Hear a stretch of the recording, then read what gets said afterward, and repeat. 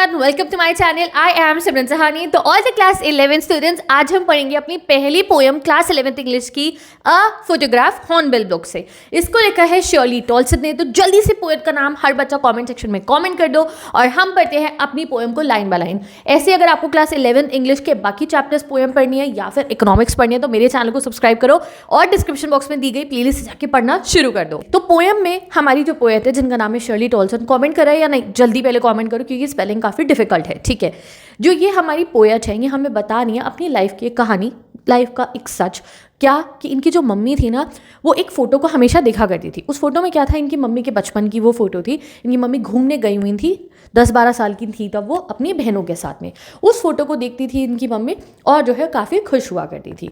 अब सिनेरियो क्या है कि जो पोएट है उनकी मदर जो है उनकी डेथ हो चुकी है, तो वो उन दिनों को याद करती हैं कि कैसे मेरी माँ इस फोटो को उठा के देखती थी। तभी हमारी पोएम का नाम है अ फोटोग्राफ, क्योंकि पूरी कहानी रिवॉल्व करेगी एक फ़ोटो के अराउंड। अब उस फोटो में ऐसा क्या था, लेट्स रीड एंड स्टडी।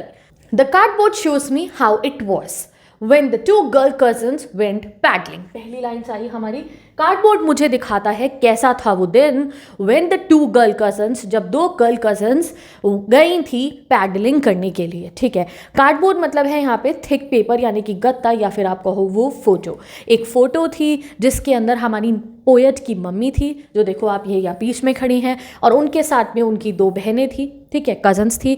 और जो है वो फोटो एक गत्ते के ऊपर चिपकी हुई थी सिक्योर करने के लिए फ्रेम में, इसलिए उसको कहा है हमने कार्डबोर्ड। तो the cardboard shows me how it was when the two girl cousins went paddling, each one holding one of my mother's hand.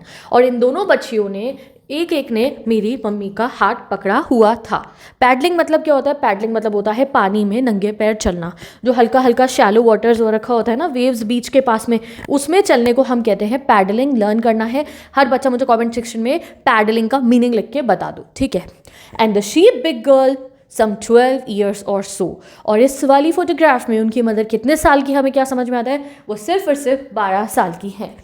आ गया समझ में। एक फ़ोटो है, उसमें हमारी पोएट शर्ली टॉलसन की मम्मी हैं जो 12 साल की हैं और उनके साथ में उनकी दो छोटी बहनें भी हैं। ये हमें बता दिया उन्होंने। आगे बढ़ते हैं अब हम। All three stood still to smile through their hairs. तीनों की तीनों, ऑल थ्री कौन हुई, पोएट की मदर और उनकी दोनों बहनें, वो स्टिल खड़ी हुई थी। स्टिल मतलब बिल्कुल जो है बिना मूव करे खड़ी हुई थी। एंड वो क्या कर रही थी, स्माइल यानी कि मुस्कुरा रही थी through their hairs. Through their hairs मतलब बालों के बीच में से, क्योंकि जो बीच होती है उसमें से हवा चल रही है ना, तो हवा चल रही है, से बाल हिला रहे हैं। एंड वो तीनों बच्चियाँ हंस रही हैं। भाई हंस क्यों रही हैं, at the uncle with the camera. किस पे, अंकल पे हंस रही हैं, विद द कैमरा, जो कैमरा लेकर खड़े हैं। मे बी उनके मामा हो, मे बी उनके चाचा हो जो फोटो को खींच रहे हैं। माम अंकल मतलब यही होता है, ठीक है। A sweet face my mother's that was before I was born. अब वो क्या कहती है, अ स्वीट फेस, कितना प्यारा चेहरा। किसके चेहरे को प्यारा कह रही है, अपनी मदर के चेहरे को। माई मदर्स, कितना प्यारा चेहरा था मेरी माँ का।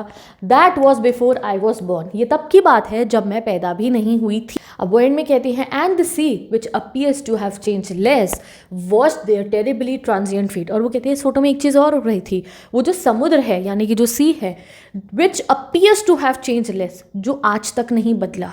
विच appears to have change less मतलब कि आज भी अगर वो इस डेस्टिनेशन पे जाएंगी जहाँ उनकी मम्मी 12 साल की गई थी, वो बीच भी वहीं मौजूद है, वो सी भी वहीं मौजूद है। सी तो वैसा ही है ना, समुद्र थोड़ी कुछ चेंज हो जाएगा, वैसा ही होता है, वो तो वैसा ही है। बट उनकी मदर जो है ना वो बूढ़ी भी हो गई और वो अब डेथ भी हो चुकी है उनकी, ये वो हमें बताती हैं। Washed their terribly transient feet. Terribly मतलब होता है एक्सट्रीम, वेरी, बहुत ज़्यादा किसी चीज़ को अगर आप कहना चाह रहे हो।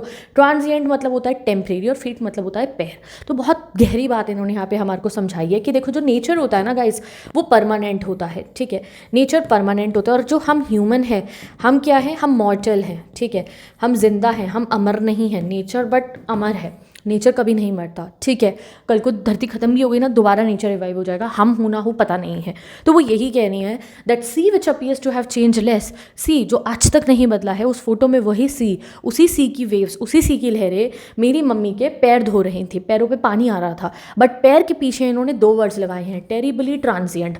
टेरिबली मतलब वेरी, और ट्रांजिएंट मतलब है यहाँ पे टेम्परेरी, वेरी टेम्परेरी फीट, क्योंकि हम ह्यूमंस बहुत टेम्परेरी है अर्थ पे। हम कल को हो या ना हो कुछ नहीं पता, 2 दिन का भी नहीं पता लाइफ का अपनी। तो वो ये समझाना चाह रही हैं। अब ये पोएम में ऐसा उन्होंने क्यों लिखा है, क्योंकि अब उनकी मदर की डेथ हो चुकी है और वो ये फोटो देख के उनको याद करते हैं इसलिए उन्होंने हमारे ह्यूमन लाइफ की टेम्परेरी नेचर को दिखाने के लिए वर्ड यूज़ करा है टेरेबली ट्रांजिएंट फीट, और जो सी है वो परमानेंट है ये दिखाने के लिए उन्होंने करा है the sea which appears to have change less. समुद्र तो कोई चेंज नहीं हो ना, थोड़ा बहुत पोल्यूशन ही करा होगा हमने उसके अंदर, समझ गए। चलो आगे बढ़ते हैं। 20 और 30 ईयर्स लेटर, अब वो आगे बढ़ती हैं और कहती हैं पता है तुम्हारे को 20-30 साल बाद, यानी कि उस फोटो में तो वो 12 साल की है ना, तो उसमें 20-30 साल प्लस कर लो, यानी कि जब इनकी शादी हो गई थी मदर की और ये पैदा भी हो गई थी हमारी poet, she would laugh at the snapshot. वो कहती है वो इस फोटो को उठाती थी और इसे देखकर खूब हंसती थी। स्नैपशॉट मतलब होता है, स्नैपशॉट मतलब होता है तस्वीर, फोटोग्राफी।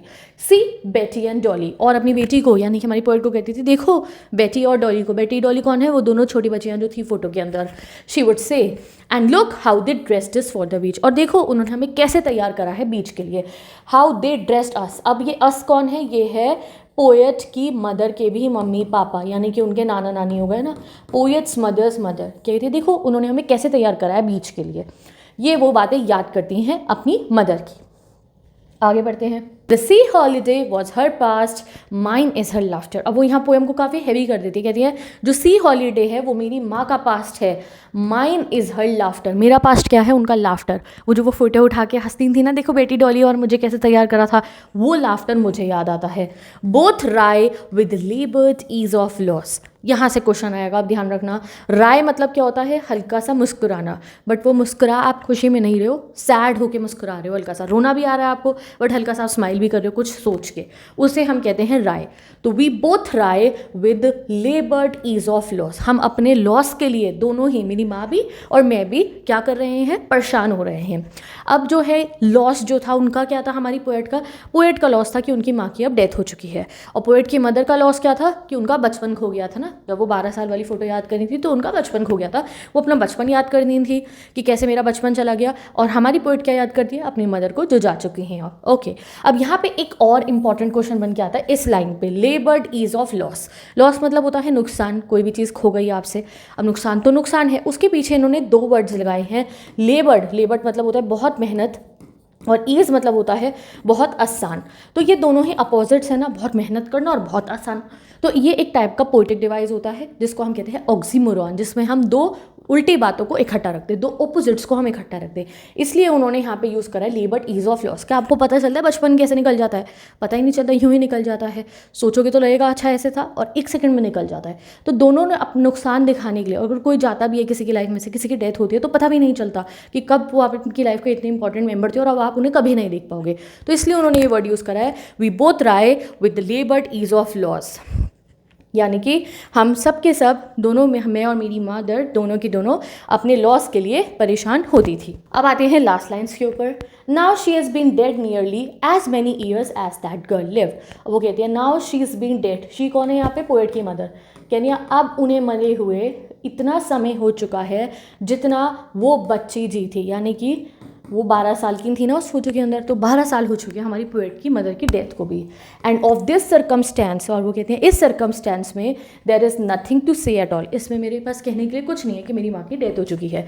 सर्कमस्टेंस क्या है? सर्कमस्टेंस है वो सिचुएशन क्या है? Death of her mother.